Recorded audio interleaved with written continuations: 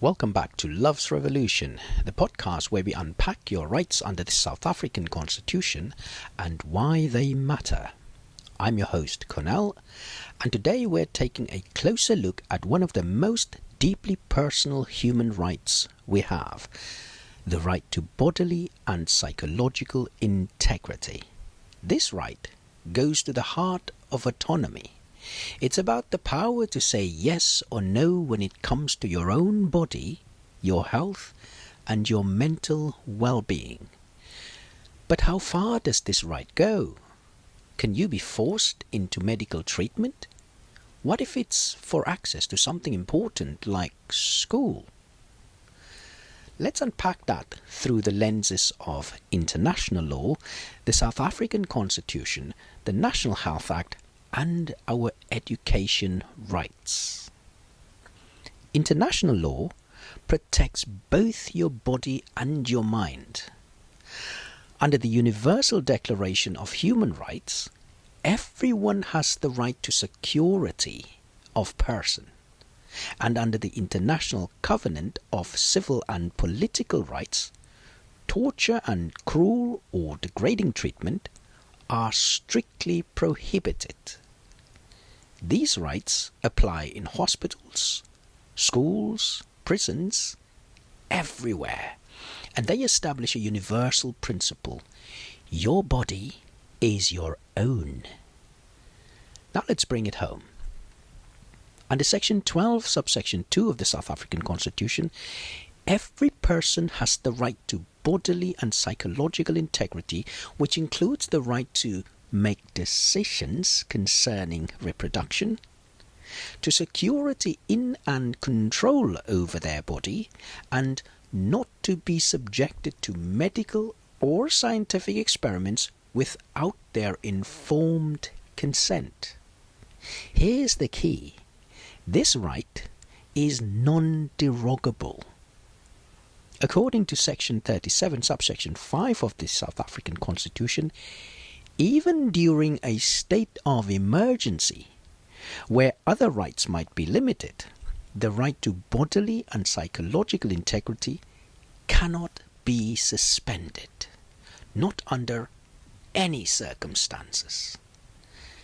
So even in a pandemic or crisis, no one, government, employer, school, can force you to undertake medical treatment, including vaccinations, testing, or procedures without your informed and voluntary consent. Let's talk about education. Section 29, subsection 1A of the Constitution says, everyone has the right to basic education, including adult basic education. This is an immediately realizable right, meaning that the state can't delay or deny it. Now here's the important link. You cannot be forced to give up one right to access another. That means no one should be coerced into medical treatment like a vaccine, injection, or medication as a condition for attending school or receiving education. This isn't just theoretical. During COVID-19, we saw debates around whether learners and students could be denied access to school or campus if they weren't vaccinated. The constitutional answer is very clear. You have the right to bodily integrity. You have the right to education. Neither can be used to cancel out the other. Coercing someone to accept a medical intervention in exchange for education is unconstitutional and violates both Section 12 and Section 29. The National Health Act of 2003 reinforces this. Section 6 states that no health service may be provided without a patient's informed consent, unless it's an emergency or a public health law explicitly provides for it. Even then, Any restriction has to be lawful, necessary, and proportionate. Blanket policies, especially in education, cannot override individual rights to consent.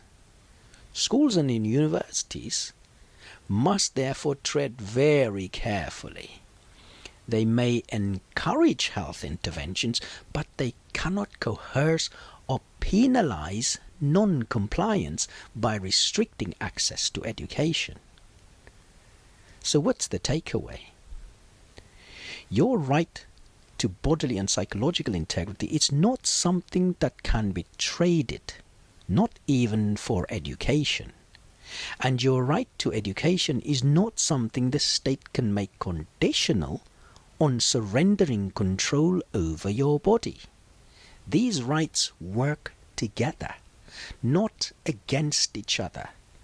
And when both are respected, we build a society based on dignity, freedom, and informed choice. Thanks for tuning in to Love's Revolution. Share this episode with someone in education, law, or healthcare. It's a conversation that needs to happen more often.